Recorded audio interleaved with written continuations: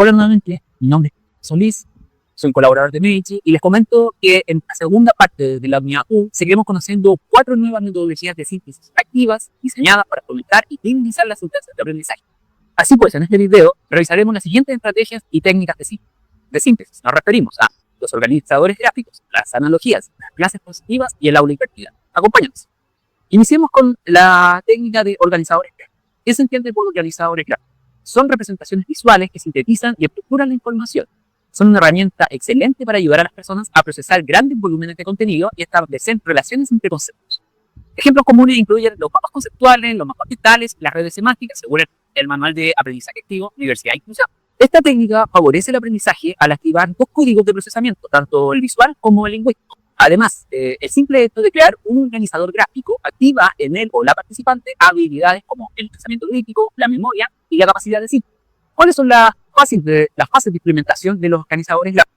Como primera etapa podríamos decir que es importante determinar el objetivo o la actividad que se pretende alcanzar mediante la confección del organizador gráfico. Si queremos escribir, queremos jerarquizar o queremos comparar. Como segunda fase de implementación podríamos decir que es necesario seleccionar el tipo de organizador gráfico que se adecue al objetivo o logra de aprendizaje de la instancia formativa. Como tercera instancia, tercera fase de implementación, podríamos decir que se podría hacer entrega de una plantilla a los estudiantes o solicitar que elaboren.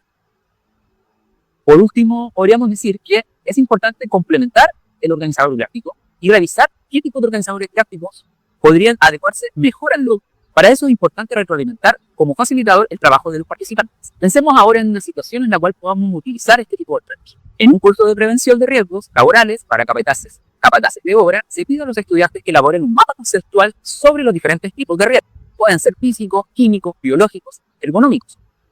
El objetivo es que organicen la información de manera visual, conectando cada tipo de riesgo con sus causas, efectos y medidas de prevención. Y podríamos mencionar como ventajas y desventajas del uso de la técnica de los organizadores gráficos. Como ventaja podríamos decir que promueve la síntesis, ayuda a los estudiantes a identificar ideas principales, cuáles son las relaciones entre ellas. También facilita la memorización. Al presentar la información de forma estructurada, mejora el proceso de retención de las mismas. Como desventaja, podríamos decir que los organizadores gráficos podrían quedar o ser muy subjetivos. Si los participantes no tienen una guía clara, si no pueden organizar la información de una manera correcta, lo más importante es que no puedan respetarse los conceptos clave en este organizador. Además, otro elemento a considerar es que se requiere tiempo para crearlo, ya que consume tiempo en el sentido que el estudiante tiene que leer mucha información, muchas ideas de manera clara para luego transformarla y sintetizarla en pequeños conceptos que tiene que unir. Ahora, veamos otra estrategia en esta cápsula. Las analogías. ¿Qué se entiende por analogías? Las analogías son un tipo de estrategia de razonamiento que permite relacionar un concepto nuevo con un concepto más complejo. El concepto nuevo podríamos decirle que es el tópico y el concepto que es más familiar y conocido, el vehículo. Es decir, una analogía es una proposición que indica que una cosa o evento es semejante a otra. ¿Para qué son útiles especialmente las analogías? Primero, permite concretar información abstracta y hacerla más accesible. Permite mejorar la comprensión de contenidos difíciles. Además, fomenta el razonamiento analógico, una habilidad fundamental en la resolución de problemas. Permite comentar la analogía de la persona a partir de experiencias laborales. ¿Cuáles son las fases de implementación de una analogía? Primero, el diseño del análogo por el profesor. Lo primero que tiene que ocurrir es que el docente prepare una propuesta ajustada a las características de los participantes. Se tiene que reconocer el análogo. Significa investigar que los participantes reconocen tanto el análogo que se va a proponer. Constatar las posibles dificultades que puedan tener los participantes al comparar la información relevante del análogo y del tópico. Como segundo punto, podríamos decir que se tiene que hacer un cierre de discusión. Es decir, introducir el análogo, exponer sus características, identificar las características relevantes del análogo, comparar el análogo y el tópico, es decir, reconocer el grado de semejanza que hay entre el análogo y el tópico. Y por último, identificar las limitaciones de la analogía relevantes en el aprendizaje del participante. Como tercer fase de implementación, podríamos decir que tiene que hacerse un análisis y evaluación de la efectividad del proceso analógico de la enseñanza-aprendizaje. Para el análisis se debe considerar la influencia de los elementos contextuales. Ahora pensemos en una posible situación en la cual utilicemos esta estrategia. Por ejemplo, para explicar el funcionamiento de una red de datos técnicos en informática, la persona que facilita utiliza la analogía de un sistema postal. El tópico red de datos se compara con el vehículo sistema postal para indicar cómo los paquetes de datos, que podrían ser las cartas, viajan a través de enrutadores, que son las oficinas de correo, para llegar a su destino, que sería la dirección del destinatario. En este sentido, ¿cuáles podrían ser las posibles ventajas y desventajas del uso de la estrategia de la analogía? Como ventaja podríamos decir que permiten concretar conceptos abstractos, ayudan a las personas a entender ideas complejas al compararlas con algo que ya conocen. Además, fomenta el razonamiento, anima a los participantes a buscar similitudes y diferencias, mejorando sus habilidades analíticas. Como desventajas podríamos mencionar que podría generar posibles confusiones. Si la analogía no es muy bien hecha, si no es perfecta o el concepto de comparación no es bien conocido por el participante, podría distorsionar la comprensión del mismo. Además, las analogías no son universales. Lo que funciona como analogía para un grupo puede no ser relevante para otro grupo, dependiendo del contexto y los conocimientos previos. Pues bien, como conclusión podríamos decir que y dar algunas recomendaciones para el uso de la analogía. Primero, hay que emplear analogías que enseñen contenidos abstractos y difíciles. En segundo lugar, el contenido o situación con la que se establece la analogía debe ser comprensible y conocido para la persona. De otra forma, la analogía será confusa y no significativa. Explíquele al alumno las diferencias y limitaciones de la analogía propuesta. Además, es importante prevenir que la analogía no vaya demasiado lejos, en el sentido de ir más allá del punto de comparación o similitud, puesto que esto la invalida y podría repetir y volver a generar confusiones. Y por último, hay que estructurar la analogía considerando los elementos constituyentes ya señalados: el tópico, el vehículo, el conector y la explicación. Como tercera estrategia o metodología de síntesis a revisar en esta cápsula tenemos lo que es o lo que se entiende por las clases expositivas. Aunque se considera en su uso una metodología tradicional, la clase expositiva sigue siendo una de las herramientas más fundamentales para transmitir información relevante de manera organizada. Su efectividad no depende de la exposición en sí, sino de cómo se estructura y cómo se presenta la información. ¿Cuándo debemos utilizar este tipo de estrategia? Debemos utilizarla cuando existe aprendizaje de conceptualizaciones complejas, que requieren ser presentadas previamente por un docente o una persona experta. También debemos utilizarlo cuando exista el procesamiento de la información facilitada, es decir, que tenga que haber una adquisición, compresión y sistematización de conocimientos específicos vinculados al tema. Además, se debe utilizar cuando se busque desarrollar habilidades como el análisis, síntesis, aplicación, evaluación y que faciliten el pensamiento propio. También el desarrollo de estrategias de planificación, organización y gestión de los tiempos de recursos de aprendizaje.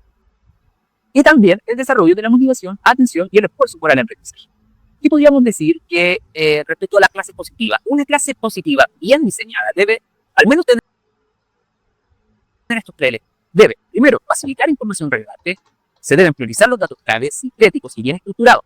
Además, se debe promover la comprensión, establecer conexiones claras con otros aprendizajes o conceptos. Y en último lugar, también se debe estimular la motivación. Utiliza ejemplos, preguntas o actividades cortas que se mantengan la atención del participante. Esto se puede hacer tanto en la fase de inicio, en la fase de desarrollo, como en la fase de cierre, respecto a la motivación. Ahora, respecto a las fases de implementación de esta estrategia o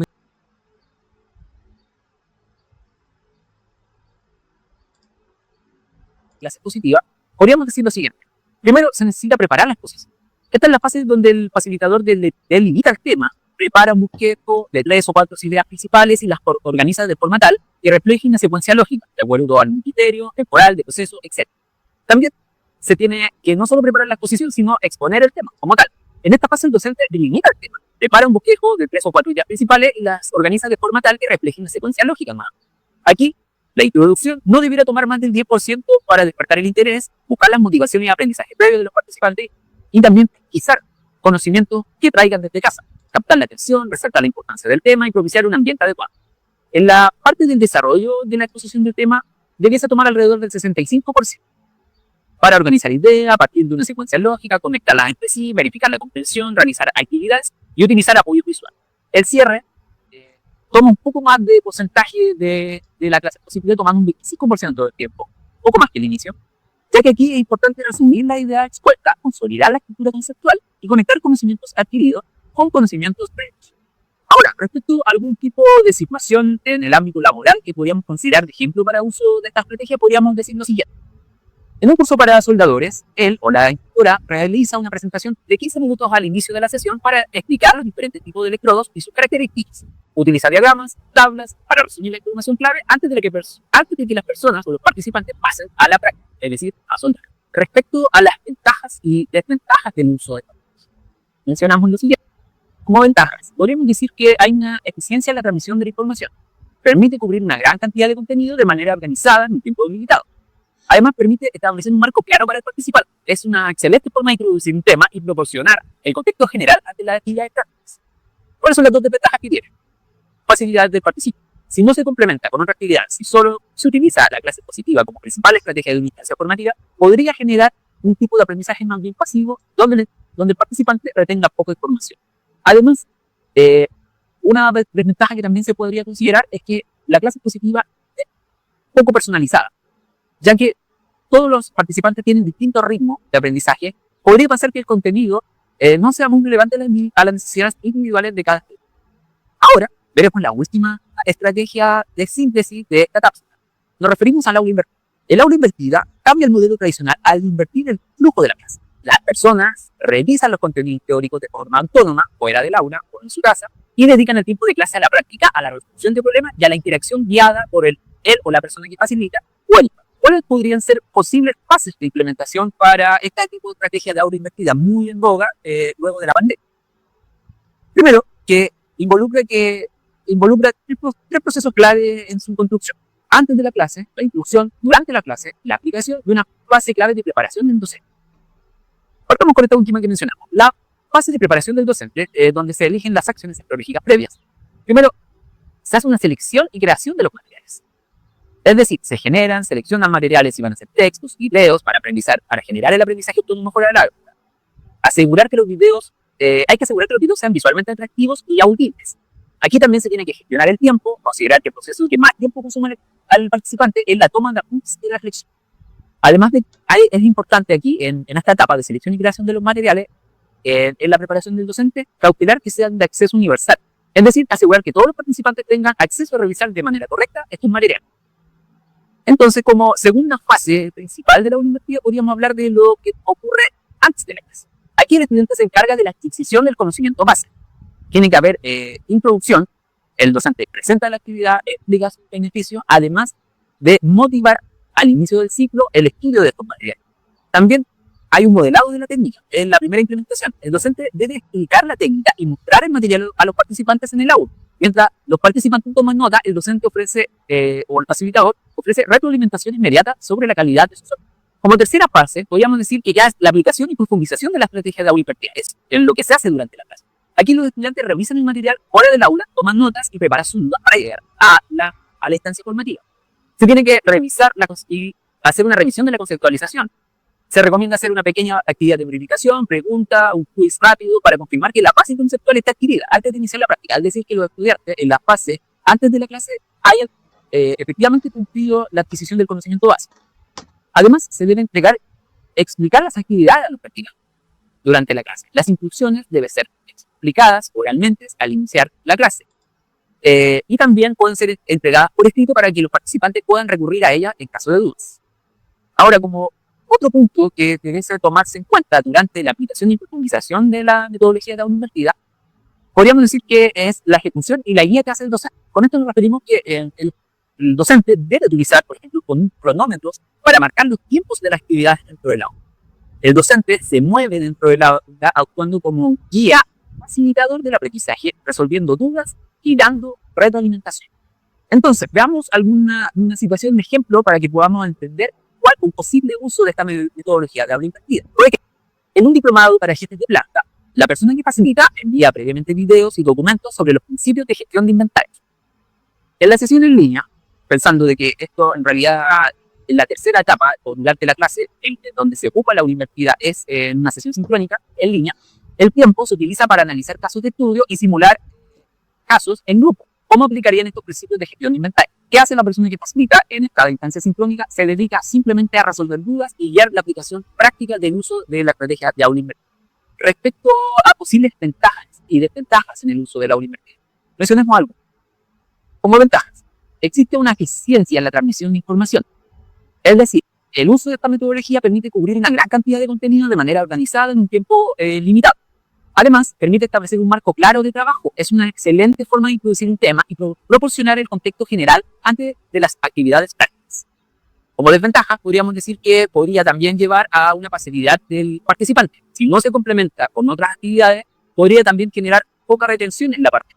Entonces, a manera de ir hacer una breve conclusión de esta estrategia de aula invertida, esta metodología podría decir que permite, primero, potenciar la autonomía de las personas.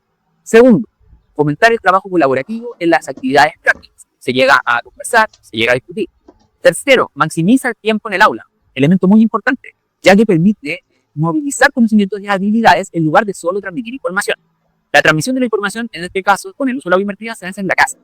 Información para el trabajo. Esta estrategia es ideal, ya que lo importante no es lo que las personas saben, sino lo que son capaces de hacer con sus saberes en un contexto local. Pues bien, para ir haciendo el cierre de esta cápsula sobre las metodologías de síntesis, mencionaremos lo siguiente. Los organizadores gráficos corresponden a metodologías de presentación visual que ilustran conceptos o contenidos favoreciendo los procesos de síntesis. Las analogías son una estrategia de razonamiento que permiten relacionar elementos o situaciones cuyas características guardan semejanzas. Con la estrategia de clases positivas, entendemos una metodología que implica presentar un tema lógicamente estructurado a fin de organizar la información a las personas. Y recapitulando lo que acabamos de ver de aula invertida, permite esta estrategia dinamizar el aprendizaje, fortaleciendo la aplicación práctica de los contenidos, al cambiar el modelo tradicional e invertir el flujo de la clase. Pues bien, hemos llegado al final de esta cápsula, esperando también que sea una cápsula provechosa, que sea muy productiva, material que pudimos preparar para ustedes. Agradezco su participación en la revisión de este video y les dejo un cordial saludo. Nos vemos.